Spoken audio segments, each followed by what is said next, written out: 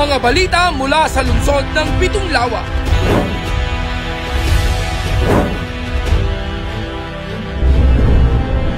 Mga pabatid mula sa alkalde sa mga tanggapan ng lokal na pamahalaan at pangnasyonal.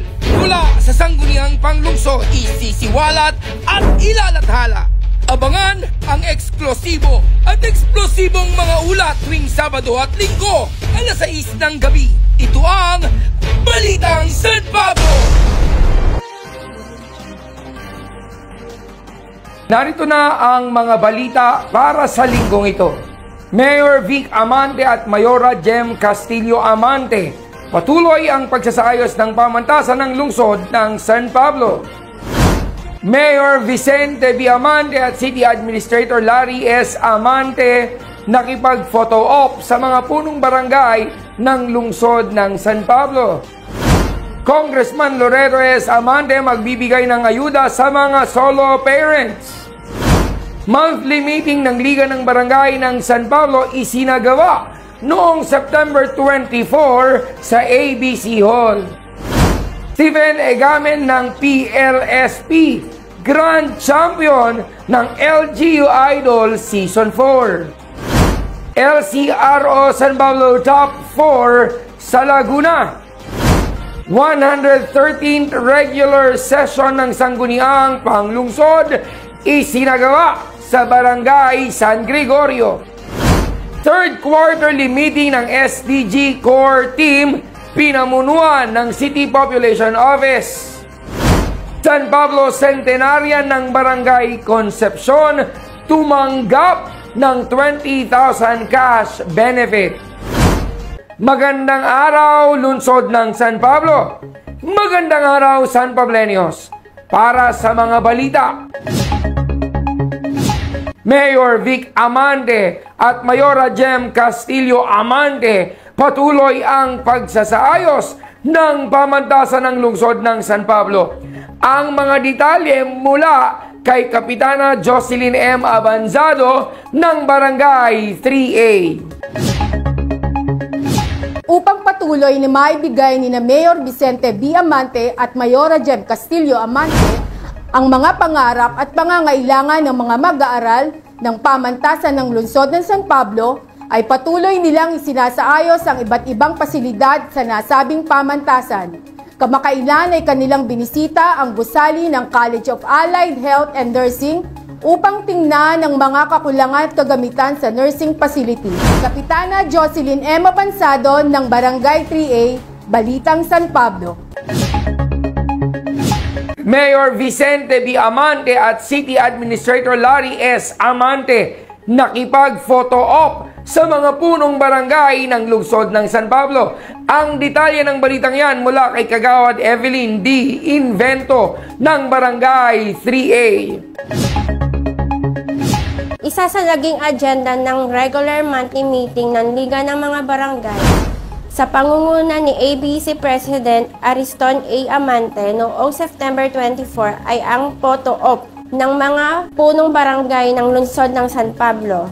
Kina Mayor Vicente B. Amante at City Administrator Larry S. Amante. Pagkatapos ng photoshoot ay nakiisa naman si City Administrator Amante sa Basic First Aid Training Program ng City Tourism Office bilang bahagi ng pagdiriwang ng World Tourism Month 2024 na may temang Tourism and Peace na ginanap sa SPC Multipurpose Convention Center. Kagawad Evelyn D. Invento, Barangay 3A, Balitang San Pablo. Congressman Loreto S. Amante magbibigay ng ayuda sa mga solo parents. Ang detalye mula kay Kagawad Rosalie D. Garcia ng Barangay 3A. Sa pakikipag-ugnayan ni Congressman Loreto S. Amante sa DSWD ay mabibigyan ng tulong pinansyal ang mga solo parents ng lungsod ng San Pablo at bayan ng Alaminos sa ilalim ng ayuda para sa Kapos Kita Program or AKAP. Kaugnay nito ay isinasagawa ang pre-assessment ng mga pinuno at kawani ng CSWDO San Pablo at MSWDO sa Alaminos. sa may 800 solo parents noong September 21 sa ginanap sa Central School Gymnasium at Alaminos Municipal Hall. Kagawad Rosalidi Garcia ng Barangay 3A, Balitang San Pablo. Monthly meeting ng Liga ng Barangay ng San Pablo isinagawa noong September 24 sa ABC Hall. Ang mga detalye mula kay Kagawad John Albert D. Felizmino ng Barangay 3A. Pinamunuan ni Liga ng mga Barangay President Ariston Amante ang buwanang pagpupulong ng mga punong barangay ng lungsod ng San Pablo.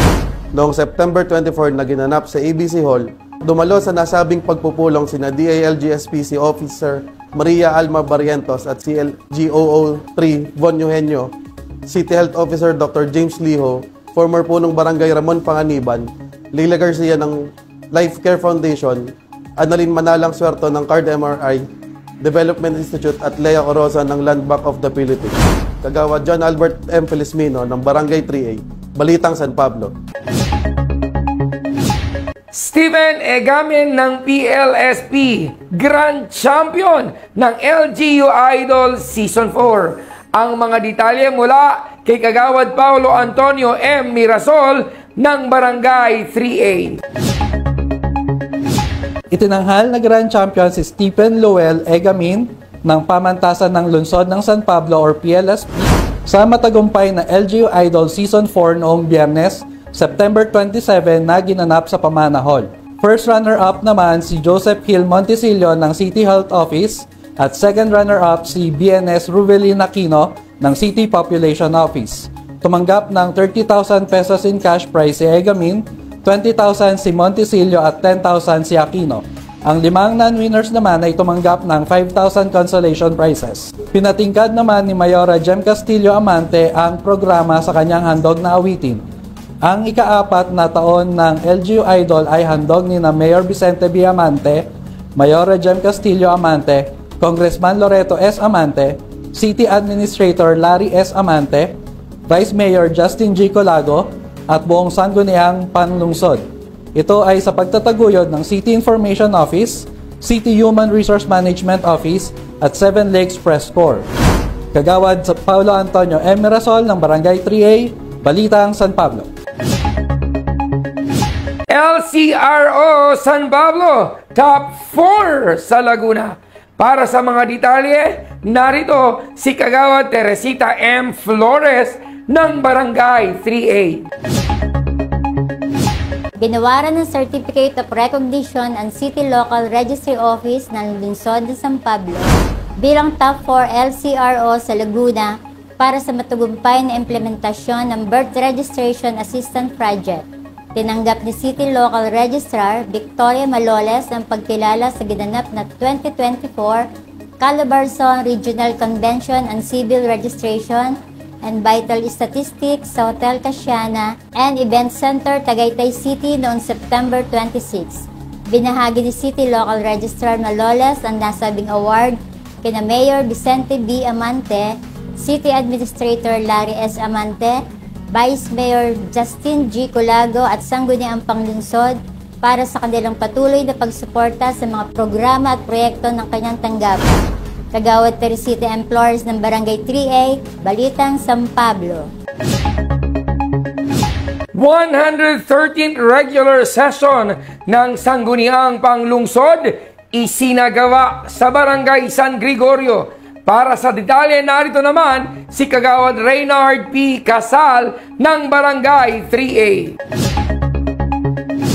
Isinagawa ang 130 regular session ng Sangguniang Panlungsod sa CDRRMO Operations Center sa Barangay San Gregorio noong September 23 kung saan pinagtibay ang MOA sa Philippine Statistics Authority ukol sa Birth Registration Assistance Project. Approval ng adopting a part along Sampaloc Lake, approval sa 30% discount on bulk water supply due to financial constraint ng SPCWD. Request sa Business Permit and License Office para sa insurance ng cease and desist order sa St. Paul Poultry Farm sa Barangay San Miguel at Barangay Budget ng 5D. Atisan, San Cristobal, San Lorenzo, Santa Veronica at San Antonio II.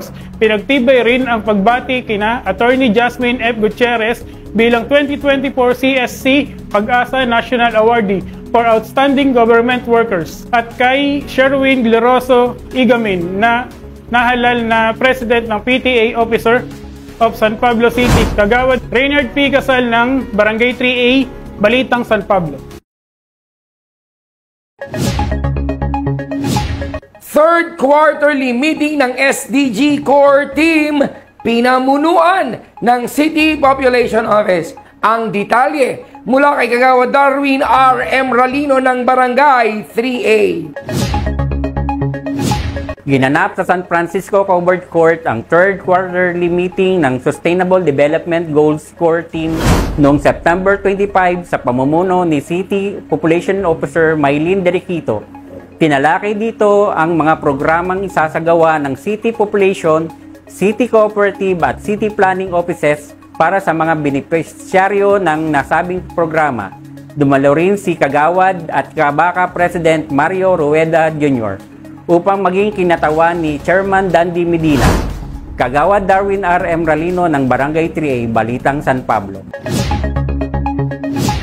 San Pablo Centenarian ng Barangay Concepcion tumanggap ng 20,000 cash benefit para sa mga detalye. Narito ang punong sangguniang kabataan, Christine Bernelli Codog ng Barangay 3A.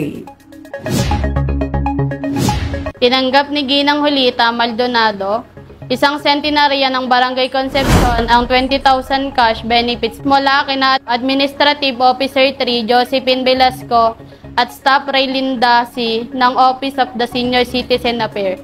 Noong September, kaugnay ng pagdiriwang ng kanyang ika-100 taong arawan, ang pagkakaloob ng benepisyo sa inisyatibo ni Mayor Vicente B. Amante ay upang mabigyan ng pagkakakilala ang mga senior citizen. Punong sangguniang kabataan, Christine Bernelli Codog ng Barangay 3A, Balitang San Pablo. Para sa karagdagang impormasyon, ay i-follow kami sa aming Facebook page at City Information Office San Pablo o CIO San Pablo. Mag-subscribe din sa aming YouTube channel at CIO San Pablo. Manatiling updated sa mga kaganapan sa lungsod ng San Pablo. Ito pa rin ang tagubili ng ating minamahal na punong lungsod, Mayor Vic Amante, kasama si Vice Mayor Justin Colago at ang bumubuo ng sangguniang panglungsod. Ganon din ang ating punong administrador, Larry S. Amante. Serbisyong may ngiti, San Pablenyo ang wagi.